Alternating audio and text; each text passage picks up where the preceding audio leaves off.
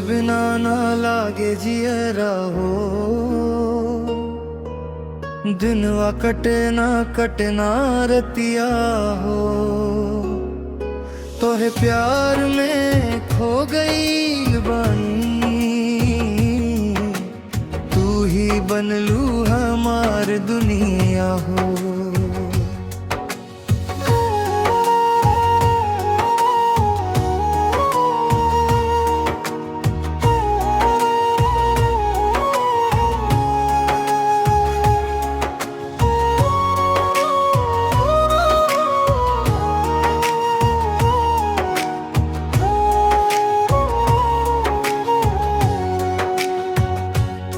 जब से तोहरा से नजरिया मिलल, दिलवा में प्यार के दीप जलल। तोहरे हंसी चांदनी बन गइल, सुना जीवन गुलशन बन गइल। हर धड़कन तोहार नाम पुकारे, मनवा तोहरे सपना सवारे। साथ रहे तू जन्म जन्म तक, की दुआ दिल रोज उचारे। मुखड़ा तोहरे बिना ना लागे जियरा हो, दिनवा कटे ना रतिया हो। तोहे प्यार में खो गईल बानी, तू ही बनलू हमार दुनिया हो।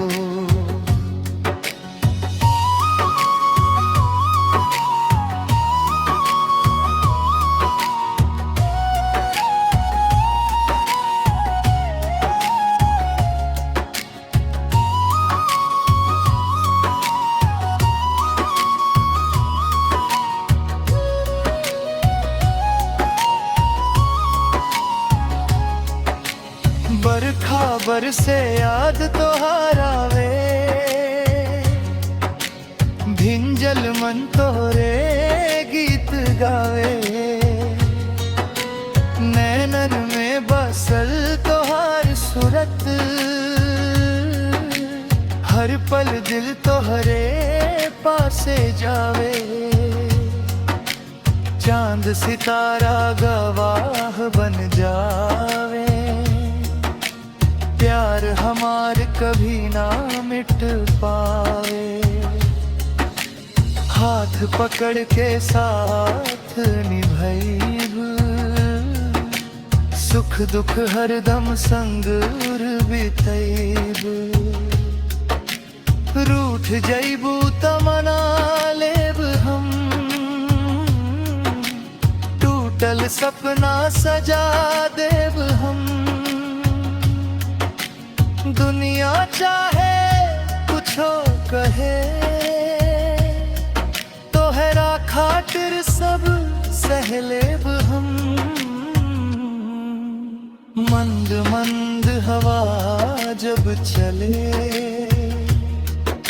तोहार एहसास दिल में पले।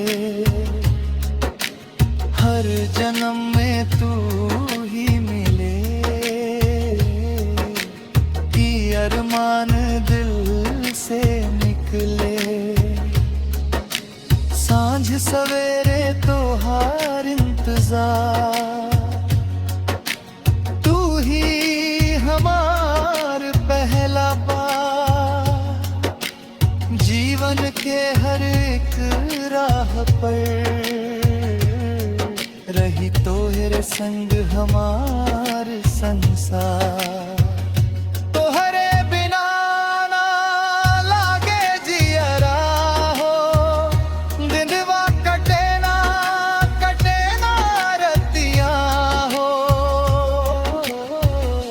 जन्म जन्म तक साथ निभाइब, तोहरे नाम कर दे दुनिया हो।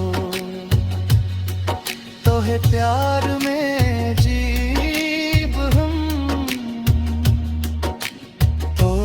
प्यार